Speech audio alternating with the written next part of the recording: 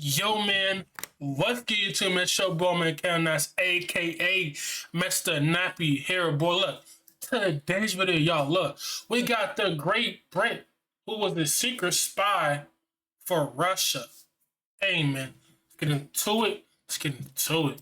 In the secretive world of espionage, the story of Peter Debbins is an interesting enigma. Starting as a Minnesota University student with aspirations of positive change, he eventually evolved into a spy working against his own country. Peter Debbins was born in 1975 and raised in Minnesota.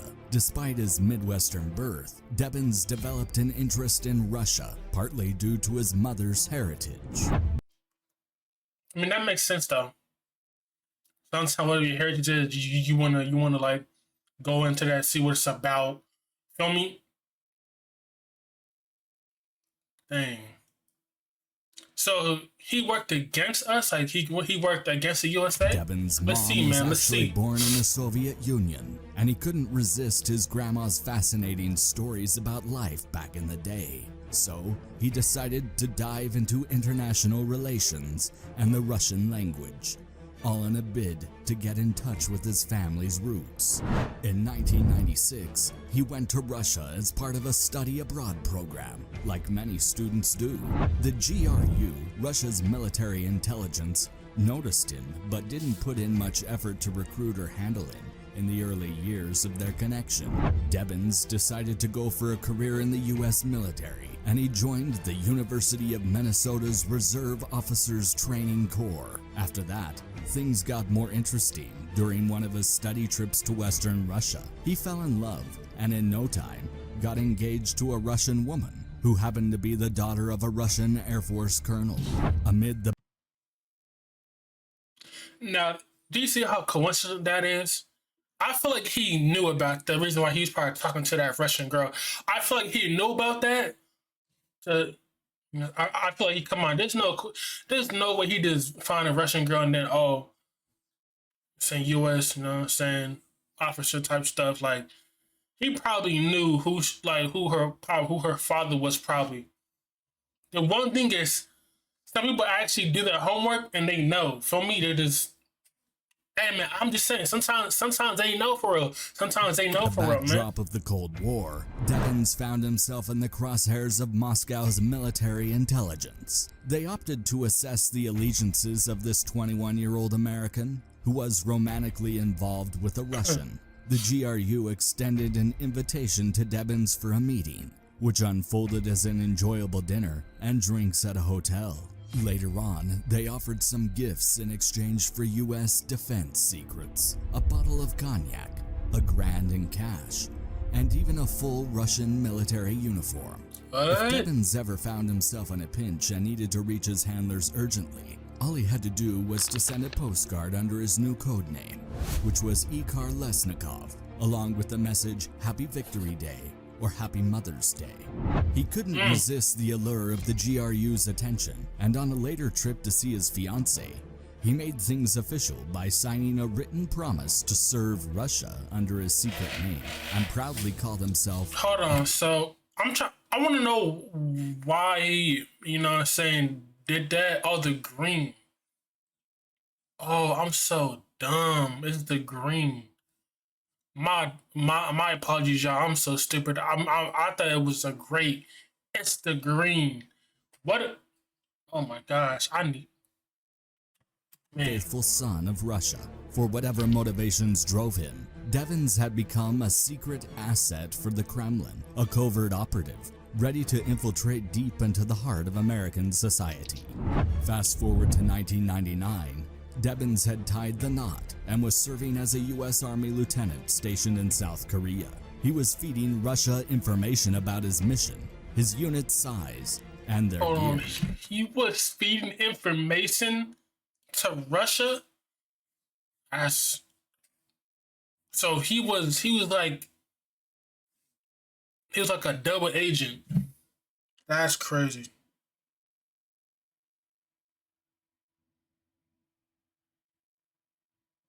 That is crazy. That is crazy. Like, bro. in the mission and then feeding that information to Russia. Oh yeah, you're a double agent, buddy. But his Double handlers agent. weren't content. The GRU urged him to set his sights higher. In just 5 years, Debbins had risen through the ranks to become a captain within the U.S. Special Forces, part of the legendary Green Beret community. His current posting now in Germany, where he had access to some Mafia, I know it's called the Green Beret. Mafia, it's called the Green Beret. seriously classified information. However, he made a grave mistake. Debbins messed up when he brought his wife along on a mission to Azerbaijan, a former Soviet country. To make matters worse, he let his wife use his official US government phone. These security slip-ups got him an honorable discharge in 2005.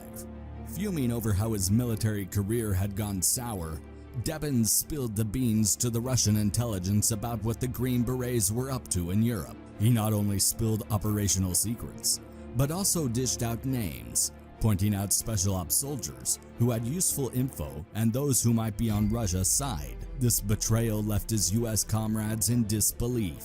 Whether Debbins turned his back on his country due to anger, a desire for revenge, or simply his affection for Russia, which in the world of spies often involves a mix of motives. He was no longer interested in discussing ideology. At this stage, money was what he craved. He went to the GRU and proposed setting up a business deal in Russia, but his handlers had a different plan in mind. They wanted Debbins to cozy up to Washington's intelligence circles as a private contractor. Oddly enough, the US court documents only go as far as the 15 years leading up to January 2011, even though Debbins went on to have quite an impressive run in the private intelligence world. He was mad because he got caught. Well, actually, your wife is the reason. Your wife, fiance, the reason why they discharged you. Why don't you go blame her? What was the reason for you to, betray? Well, you was in the what? The military. Why would you betray the U.S. military? For what? If you wanted to see your roots, bro, should have just moved to Russia.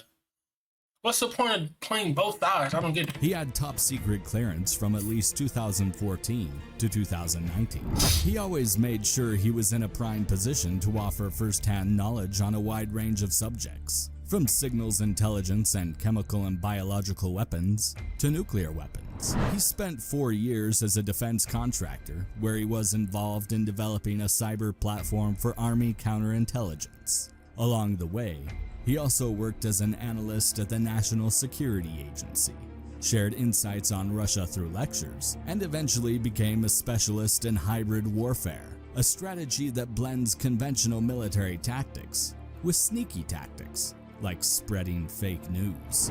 Debbins' downfall occurred due to a blunder he made during a routine interview and polygraph test for the renewal of his security clearance in 2019. Afterwards, he admitted to espionage activities during his whole time in the US military. He claims, however, that he discontinued these activities once he transitioned to a private contractor role with access to top secret intelligence. As per the prosecutors, Debbins might have started spying for ideological reasons, but he soon shifted his focus to making money. Debbins willingly put his country's security and the safety of his teammates on the line, all in the name of cash and a grudge. On November 18, 2020, Debbins entered a guilty plea in federal court in Alexandria, Virginia, acknowledging 1 count of conspiracy to commit espionage, an offense that could result in a maximum penalty of life imprisonment. You did all this and you could possibly get the maximum penalty and never get out. Maybe on parole, maybe, if they decide to give it to you. GG's, man. GG's. When looking back on his decisions, Debbins admitted to US prosecutors that he had this big idea of being a savior in Russia, thinking it could help free them from their harsh government. So he was pretty chuffed when they reached out to him.